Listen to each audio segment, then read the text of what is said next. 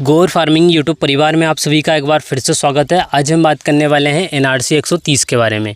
अगर इस वैरायटी की बात की जाए तो ये वैरायटी 90 से 92 दिन में पूर्ण रूप से पककर तैयार हो जाती है।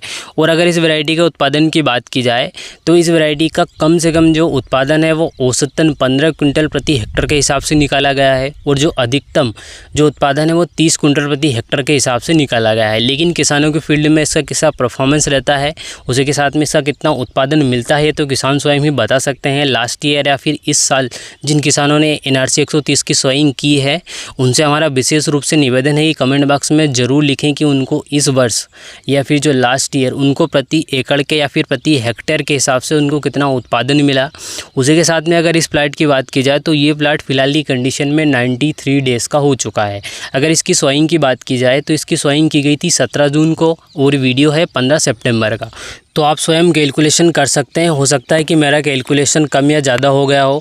उसी के साथ में अगर NRC 130 वैरायटी की बात की जाए तो इस वैरायटी को अनुसंधान केंद्र इंदौर द्वारा सन 2021 में रिलीज़ किया गया था और इस वैरायटी को किसानों की डिमांड पर 95-60 के विकल्प के रूप में तैयार किया गया था, क्योंकि किसानों को 95-60 के विकल्प के रूप में एक ऐसी सोयाबीन चाहिए थी जो कि 95-60 जैसा ही उत्पादन दे और इसी के जैसे लगभग रहे।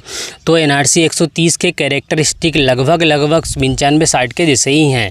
उसी के साथ में अगर NRC 130 के बारे में बात की जाए तो NRC 130 को दो अलग अलग कंट्रीज़ की सोयाबीन की किस्मों को मिलाकर बनाया गया है। इसका मतलब ये हुआ कि NRC 130 को जापान और ताइवान दो अलग अलग देशों की किस्मों से मिलकर इस वैरायटी को बनाया गया है। NRC 130 की सबसे बड़ी विशेषता ये है कि NRC 130 को अगर आप 10, 20, 30, 40 सोयाबीन की किस्मों के साथ भी अगर मिक्स कर दोगे तो भी आप इस वैरायटी को आसानी से पहचान सकते हो, क्योंकि इस सोयाबीन की सबसे बड़ी खासियत ये है कि इसका जो हीलियम है ये हल्का सा वाइट कलर का है, जो कि आप अगर इसे गौर से देखोगे तो ही आपको पता चलेगा। लेकिन अगर आप इसे गौर से नहीं देखोगे तो आपको बिल्कुल भी पता नहीं चलेगा। ये इस वैरायटी की खास बात है और इसका ये प्लस पॉइंट भी है जो कि इसे सबसे अलग बनाता है। अगर आपने NRC 130 को लगा कर रखी है या फिर लास्ट ईयर लगाई है तो इसका उत्पादन प्रति हेक्टर के हिसाब से आपको किस प्रकार से मिला, कमेंट बॉक्स में कमेंट जरूर कीजिएगा। और आपको अगर इसमें कुछ कमियां लगती हैं तो आप कमेंट बॉक्स में कमेंट जरूर कीजिएगा।